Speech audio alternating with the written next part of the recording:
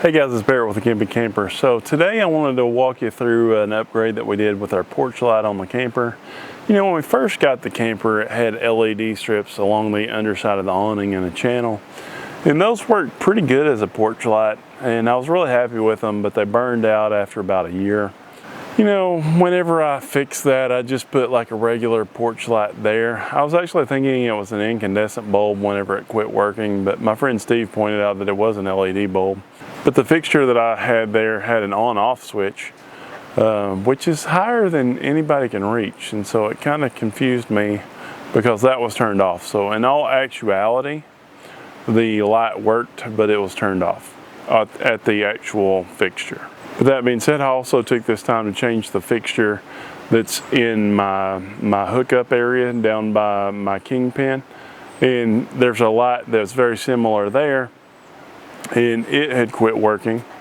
And so I thought I'll change this fixture. Well, number one, about the only thing holding that fixture on was the actual sealant. It wasn't on there very well, but actually I did this first, and so by the time I got done, I noticed that it was the same exact fixture that I had up on the porch light here, but it was an incandescent bulb, so I could have saved myself a lot of time just by taking the LED bulb out of the other fixture and putting it in the one on the front, but it's a whole nother story. But use your brain, guys, before you just start tearing stuff apart and then creating a lot of extra work for yourself.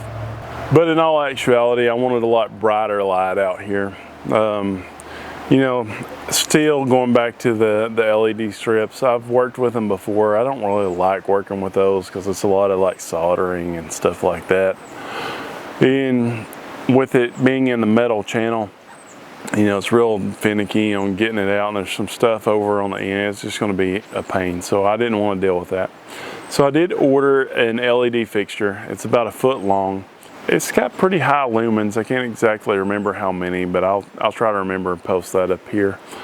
But got it off Amazon. There'll be a link down. As usual, we're an Amazon affiliate. It does help us a little bit if you want to put this on your camper and you order it through our link.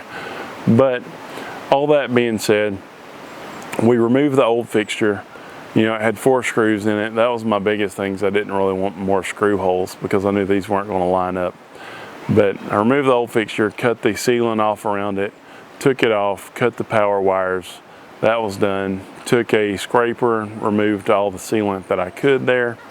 And then I put some chemlink sealant, which is what my friend over at Shelburne RV, my friend Steve, he likes that sealant the best. So I used that to fill all 4 of the screw holes that were previously there. And then in the upper right one, the new fixture only has 2 screws, 1 on each end, and it's got a rubber gasket. And so on the one that's on the right upper side's where I decided to put the screw for the new fixture. And it did cover the other 3 holes that way, which is good. But like I said, I did seal them to be on the safe side. And then I added this screw on the left side of the fixture. Now when I put the one on the left side of the fixture, I did also take it back off and put some sealant around that and put it back in. That way that's good and sealed. And then I took sealant and went all the way.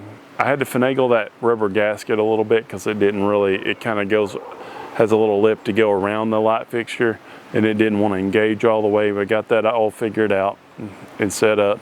And then I took some actual sealant and I put it all the way around the gasket just to give it some extra protection. So then I went to connect the wires, which are actually the ones coming out of the awning. We can control this light with the in-command system. But, you know, it's just a 12-volt wire and a ground. And so all I did was cut those back and left them as long as I could because they were already a little shorter than I would like. I left the power wire on the light as long as possible. And then I connected those together with some quick connectors that have the shrink wrap on them. Because they have the shrink wrap, I didn't go over them with electrical tape. I just made sure that they were shrunk down as good as they could be.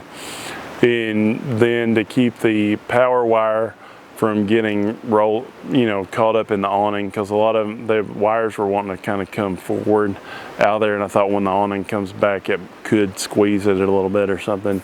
But to kind of train that wire where to go, I did use some alcohol, clean off the side of the awning rail, the vertical rail there.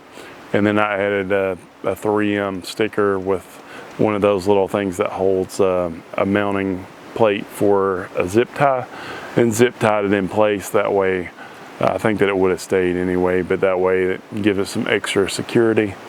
And then I tested that thing out, and it's like turning on the dadgum sun out here. It's pretty bright, and it would probably light up about 20 feet away from the camper, which is plenty bright enough. I really like it. Wish I would have done it sooner. No drawbacks. And so I can say that so far I like this light. I'll of course let you guys know how it holds up if I continue to like it in the future. But so far I'm very pleased with my choice here. It's probably brighter than the LED strips. Actually, the LED strips, you had to have the awning out for the light to reflect off of the awning and down. And with this, I think it's going to be the same brightness either way. And it's like I say, it's like turning on the sun up to like 20 feet away out here. So I'm very happy with it, and I don't think that I would be happier with any other product at this time. So thanks guys for watching this video. Thanks for following along. Thanks for being part of our family, and be sure to hit that notification bell. That way you can be notified of next week's video. Do not forget to hit that subscribe button.